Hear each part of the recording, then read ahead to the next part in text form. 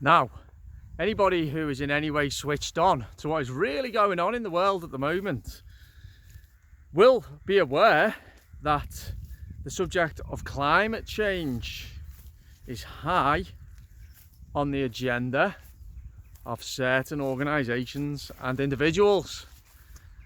That's what today's video is about. My thoughts on the climate change debate, or should I say lack of debate.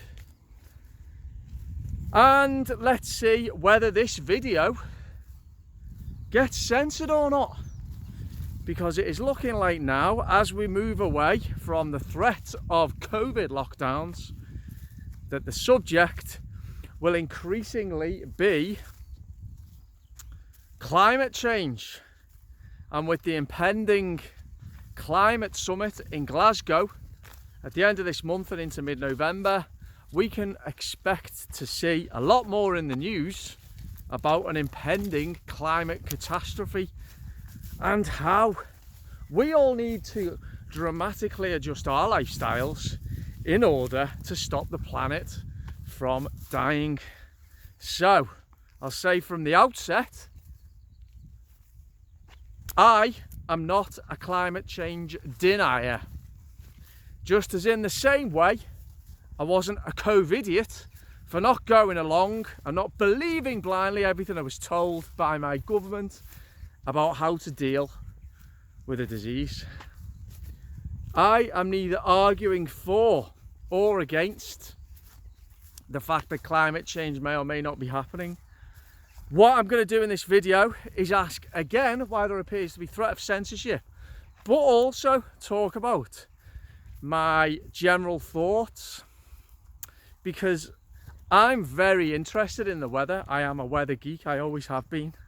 So I'm going to broaden this conversation a little bit, and I'm going to ask whether these varying factors that I'm going to talk about are being taken into consideration. In fact, if anybody even knows even a little bit about climate, weather and climate, those who are of course driving the climate change agenda.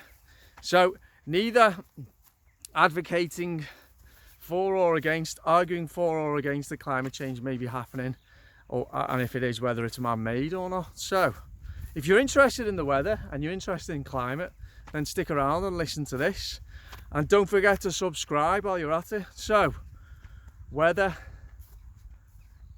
and climate. I've always been fascinated, utterly fascinated by the weather. Not so much climate, but weather. It's always captivated me. It might be something to do with living in a country that has a very benign climate, a country that doesn't have very many extreme weather events. So when we do get an extreme weather event, it's all the more exciting for me. And I'm as excited now and interested in the weather as I was when I was a 7-8-year-old kid. I just love it. I absolutely love all types of weather apart from wind. I don't like wind, it just gets on my nerves. Now, the next time that someone says to you that we are facing climate change catastrophe, say to them this. Ask the person, what climate does the UK have at the moment? And if they can't answer that question, then, how can you really take the rest of what they're going to say seriously? If they don't know the answer to that most basic of questions, if the climate is changing, what is it changing from? So, okay, what is our climate now and what are we transitioning away from? Now, the answer, if you want to know, the UK has an oceanic climate. So answer them that question and that'll put them on the back foot, because I can guarantee 99.99% of people won't know the answer to that question. Weather, it's very, very interesting. There's a reason why I think climate change, if there was a situation whereby powers that be wanted to engineer fear around something, climate would be the perfect subject to imbue with those narratives of fear, manipulation, distortion, because and I'm not going to want to sound arrogant here, far from it. It's only because I'm interested in this subject, but most people really don't know what they're talking about when it comes to the weather. I'll give you a couple of examples. So obviously I live in the UK, Liverpool in the UK, and we have an oceanic climate dominated by the Atlantic Ocean. Prevailing westerly winds bring in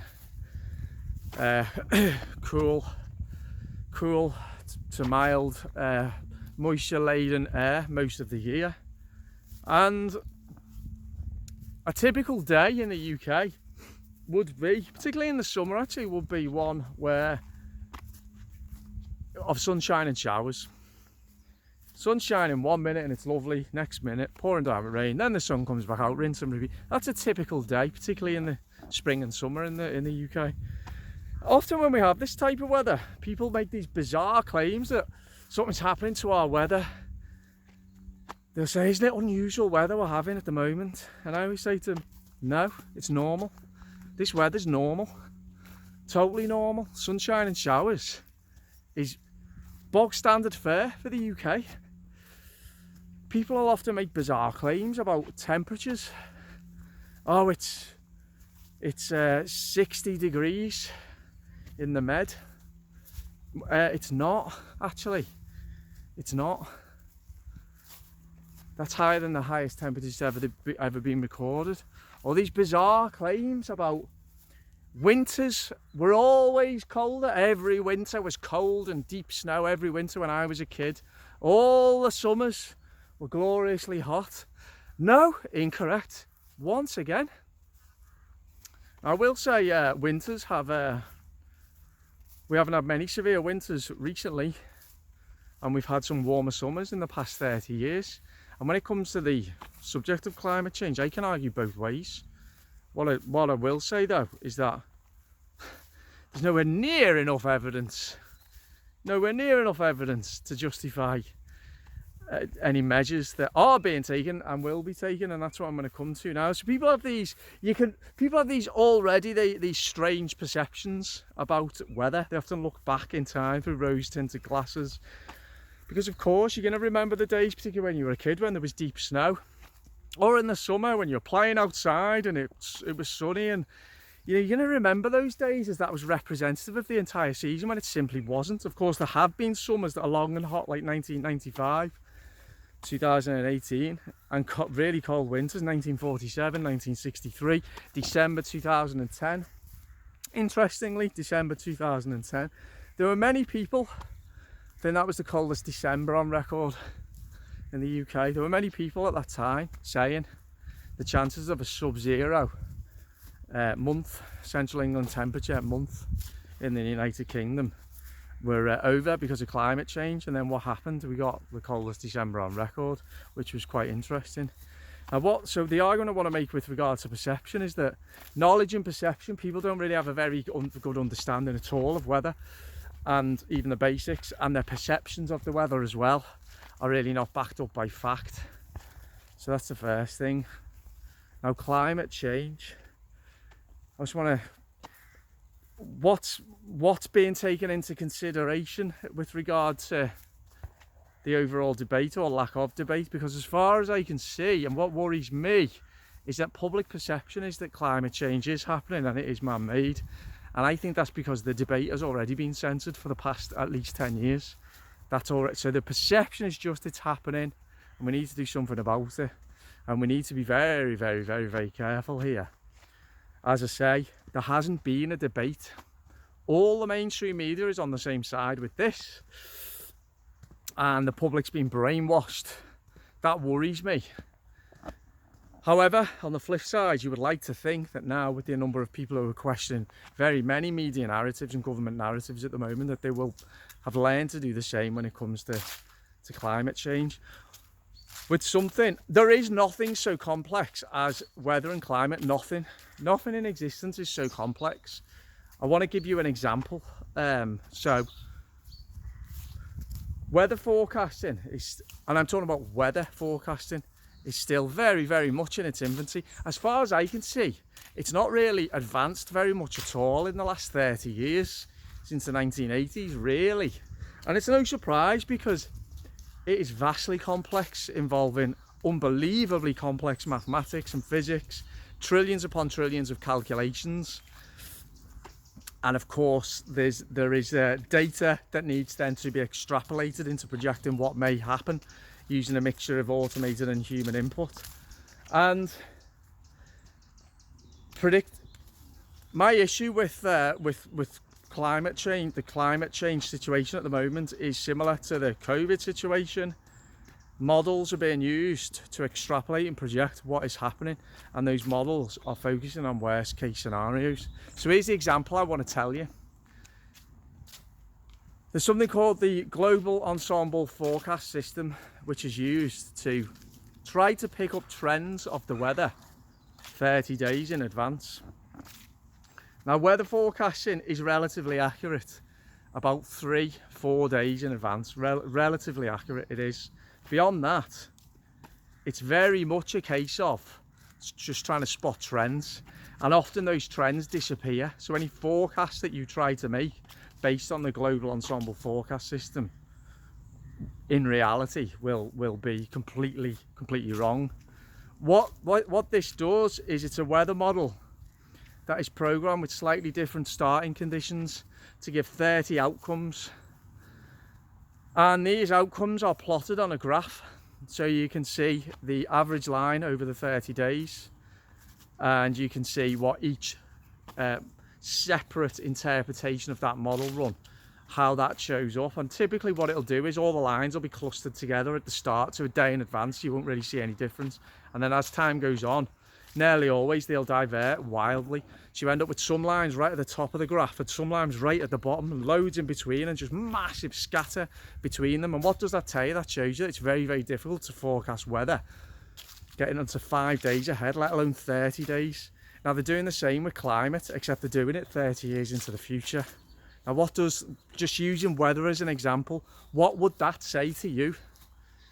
If you can't forecast, and we cannot forecast weather with any degree of certainty whatsoever beyond 3, absolute maximum 5 days, we cannot do it. It cannot be done with the technology in place at the moment. Then what does that say about trying to do the same for climate? And climate is weather, but over a long period of time. Climate is something that's only been studied for a few decades, using data going back at the absolute most, in most countries, 100 to 150 years. The oldest set of reliable weather data that exists in the world is the Central England Temperature Series, which goes back to the 1600s. Even that is a mere stitch in time when you're considering studying the climate of a planet that's been here for, how long's the Earth been here for? 4 billion years. Most other countries, as I say, you're going back only 100 years. So the data you're using to inform these models is highly flawed. I know that other things are taken into consideration rather than just weather data, but weather data is an exceptionally significant part of how they arrive at these projections. So what other things are being taken into consideration? I often hear people saying we're having more extreme weather events, and this is of course how the climate change activists will weaponize their argument. And again, it's weaponized their argument by anything that happens that is not normal weather will be cited as an example of a changing climate, a threatening climate, one that is becoming dangerous to man and nature alike. But here's the thing, extreme weather events have always happened. Extreme weather events are normal. They're not normal in terms of they shouldn't happen frequently, but they're normal in that they do happen regularly in every country around the world. In some countries, depending on their climate, more regularly than others. So for example, maybe around the Caribbean and the south coast of America, around Florida, you're going to get more hurricanes, really severe weather, than you will in the UK, which has a much more benign climate. But people have really got to understand that if you have a severe weather event or a month of severe weather, whether it's warm or cool, and the climate change activists will say, whether it's hot, warm, wet or dry, snow or rain, whatever the weather is, if it's something a little bit out the normal, they'll blame it on climate change. Well, here's what actually happens to a large degree. It's something called weather synoptics. And weather synoptics is literally the orientation of high and low pressure around the globe, and how those high and low pressure systems interact with each other to dictate the air mass that a country experiences. You get something called blocking weather sometimes, whereby the weather can get stuck in a rut. So in the UK, often once it starts raining, it just doesn't stop, because low pressure systems just barrel in off the Atlantic and produce rain and rain and rain for weeks, sometimes months on end, and we end up with flooding. Now, if those high and low pressure systems are displaced or are orientated slightly differently, you can end up with very dry conditions, and you can end up with drought conditions. It's normal, it's always happened, and it's due, as I say, to weather synoptics. You have a normal set, what you would call like an average type of pressure chart. So in the UK, that would look like something like high pressure to the south, low pressure to the west, and winds coming in from the southwest bringing regular rainfall. But that can and does change, which will mean that it can result in different types of weather that we experience. You can't just automatically blame it on climate change. Incidentally, why did the subject turn from global warming to climate change? Well, I would suggest it is because then if we do have some cold weather, that can be blamed on climate change as well. What about some other factors then that we can consider? So weather synoptics, unusual weather synoptics. What about what's going on in the troposphere, up in the upper air, in the stratosphere? How does what's going on in the stratosphere affect what's going on in the troposphere, and vice versa? What about sunspot activity? You know, that's very, very interesting topic. What about sudden stratospheric warming and what influence that can have on certainly northern European winters? What about La Nina and El Nino? Here's the biggest question: what about our complete ignorance on this subject? Everybody, including, yes, you ignorant scientists who will not engage with people who just want to ask questions. And here's the crux: I want to ask questions. I want to talk about it from my knowledge and my point of view, and I can add in, you know, my opinion based on what I know about the weather, less so about climate, more so about weather. I can do that, and I'd love to be engaged in a proper debate without being smeared by these horrendous sanctimonious lefty media types as a climate change denier, deplatformed. Simply because I want to ask questions, not because I don't agree with what people are saying, because I want to challenge it. I want to add doubt and skepticism to it, because that is what any debate requires. We've seen that with COVID, but people just blindly followed what they were told. Now let's hope enough people have learned that the biggest enemy of truth is blind obedience. And particularly, we were talking about something incredibly complex with a disease. You know, how can you project how a disease is going to act? How can you project how non-pharmaceutical interventions are going to affect how a disease is going to react? I think we know the answer to that now, don't we? Weather and climate is infinite in its complexity, absolutely infinite in its complexity. And anybody who is just going to buy into the narrative that a certain group of scientists, who I would suggest are doing the bidding of certain organisations who want to direct an agenda, anyone who's just going to blindly believe that group of scientists, meteorologists, climatologists, or anybody with any degree of knowledge, or anyone who just wants to ask some logical questions, if you're just going to believe them and discount once again a whole different group of scientists with a whole different group of opinions, then once again you're not really advocating for truth. You know, you're not following the science, put it that way. You don't understand what science is.